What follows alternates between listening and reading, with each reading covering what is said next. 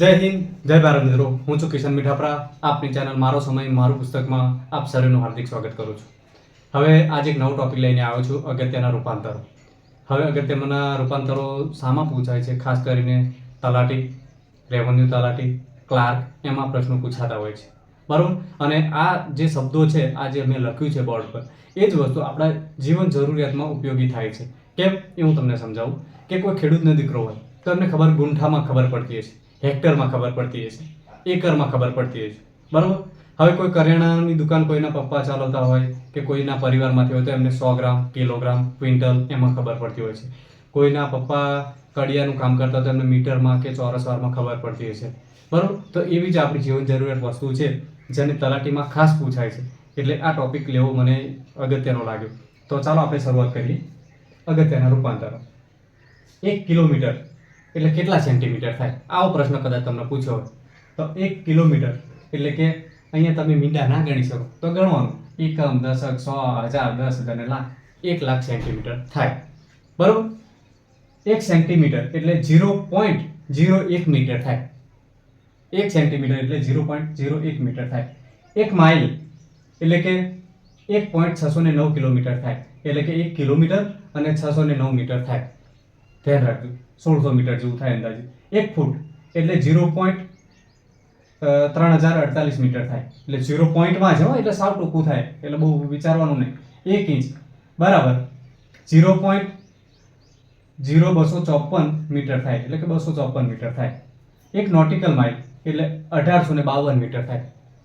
કેટલું થાય? 1852 મીટર. આ નોટિકલ માઇલ મિત્રો છે ને કે દરિયામાં આનું માપ થતું હોય છે. દરિયાની જે સરહદ હોય ત્યાંનો માપવામાં નોટિકલ માઇલનો ઉપયોગ થતો હોય છે. 1 મીટર બરાબર 3.28 ફૂટ થાય. 3 ફૂટ અને ઉપર 28 સેન્ટીમીટર જેવું થતું હોય છે. 1 માઇલ એટલે 63,360 ઇંચ થાય. ઇંચમાં પૂછ્યું છે. કેટલા ઇંચ થાય? 1 માઇલ બરાબર 63,360 ઇંચ થાય. 1 ફૂટ એટલે 12 ઇંચ થાય. 12 ઇંચે 1 ફૂટ થાય.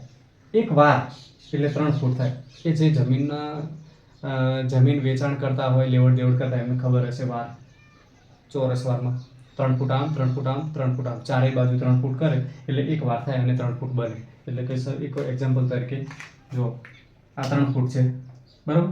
આ પણ 3 ફૂટ છે, આ પણ 3 ફૂટ અને આ 3 ફૂટ, બરાબર. એટલે આ 1 વાર થઈ ગઈ. 1 વાર જગ્યા થઈ. એટલે આવી રીતે છે. 1 એકર. હવે એકરમાં ને હેક્ટરમાં જે ખેડૂતના દીકરા હોય, બેન દીકરીઓ હોય, એમને ખબર પડતી છે 1 એકર એટલે 0.405 હેક્ટર થાય. હેક્ટર બરાબર. 1 એકર બરાબર 404.7 ચોરસ મીટર થાય. ચોરસ મીટરમાં પૂછ્યું છે 1 એકરનું, બરાબર. 1 વાર એટલે પાછું મીટરમાં પૂછે છે 0.914 મીટર થાય. 100 કેજી એટલે 1 ક્વિન્ટલ થાય. 100 કિલો 1 ક્વિન્ટલ થાય. તમને કોઈ પૂછે કે 1 ક્વિન્ટલ બરાબર કેટલા, તો 100 કેજી. આ તમને ખબર હોવી જોઈએ મિત્રો, બરાબર. 1 ડઝન એટલે 12 નંગ થાય. સંખ્યા ઉપર 1 ડઝન એટલે 12 નંગ થાય. તમે મુંબઈમાં કેળા ખરીદો છો તો ત્યાં ડઝન ઉપર વેચાતું હોય કે 12 નંગની ઉચ્ચ ભાવ હોય. 12 નંગનો 50 રૂપિયા કે 100 રૂપિયા, કેટલા કિલો ઉપર ને નંગ ઉપર જ વેચાય, બરાબર. 1 ગુંઠા એટલે 121 ચોરસ મીટર થાય. ગુંઠા જમીન કોઈ ખરીદતું હોય એને ખબર હશે. 1 પાઉન્ડ 0.45 કેજી થાય. 1 મીટર એટલે 100 સેન્ટીમીટર. 1 મીટર એટલે 100. આ પ્રશ્ન પૂછાયેલો છે ઘણી વખત મિત્રો કે 100 સેન્ટીમીટર બરાબર કેટલા મીટરમાં થાય, તો 1 મીટર કે 10 મીટર, 100 મીટર એવા તમને ઓપ્શન આપે તો 1 મીટર. 1 માઇલ બરાબર 1609.34 મીટર થાય. મીટરમાં પૂછ્યું છે. 1 ફૂટ બરાબર 12 ઇંચ થાય, બરાબર. હજુ આગળ છે, આગળ જોઈએ. 1 ઇંચ બરાબર 2.54 સેન્ટીમીટર થાય. કેટલું? 1 ઇંચ બરાબર 2.54 સેન્ટીમીટર. 1 કિલોમીટર બરાબર 1000 મીટર થાય. કેટલું? 1000 મીટર. તમને કહેવા દોડ કરતા હોય છે જે પોલીસમાં, કોન્સ્ટેબલમાં તૈયારી કરતા હોય એમને કહેવામાં આવે 5000 મીટર. 5000 મીટર તમારી દોડ છે એટલે 5 કિલોમીટર થાય, બરાબર. 1 નોટિકલ માઇલ બરાબર 1.852 કિલોમીટર થાય. એટલે કે 1852 મીટર ગણો તો પણ ચાલે. 1 ફૂટ બરાબર 30.48 સેન્ટીમીટર થાય મિત્રો. કેટલું? 1 ફૂટ બરાબર 30.48 સેન્ટીમીટર. હવે 1 સેન્ટીમીટર બરાબર 0.39 ઇંચ થાય. એટલે 1 ઇંચ પૂરું ને અડધી ઇંચે ને આટલું ગમતું થતું હોય છે. બરાબર. 1 માઇલ બરાબર 0.86 નોટિકલ માઇલ છે. પેલું 1 માઇલ બરાબર 0.86 નોટિકલ માઇલ. નોટિકલ માઇલ મોટું આવ્યું મિત્રો એટલા માટે. બરાબર.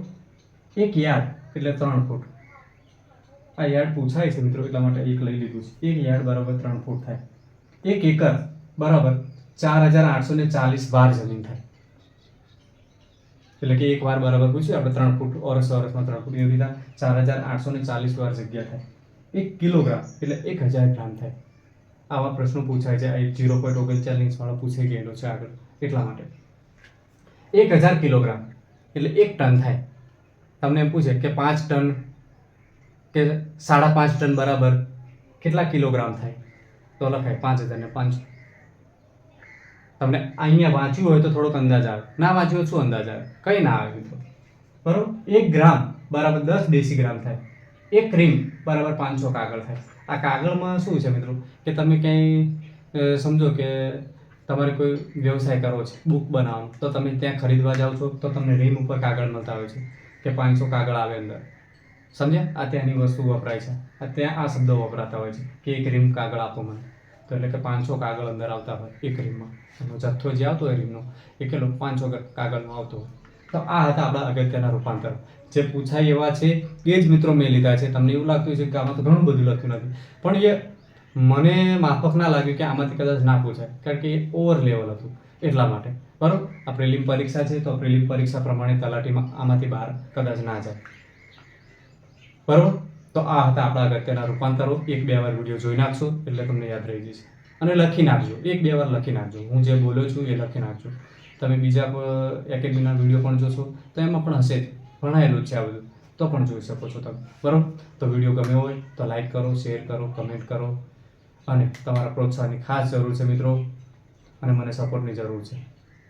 ચલો, થેન્ક યુ વેરી મચ.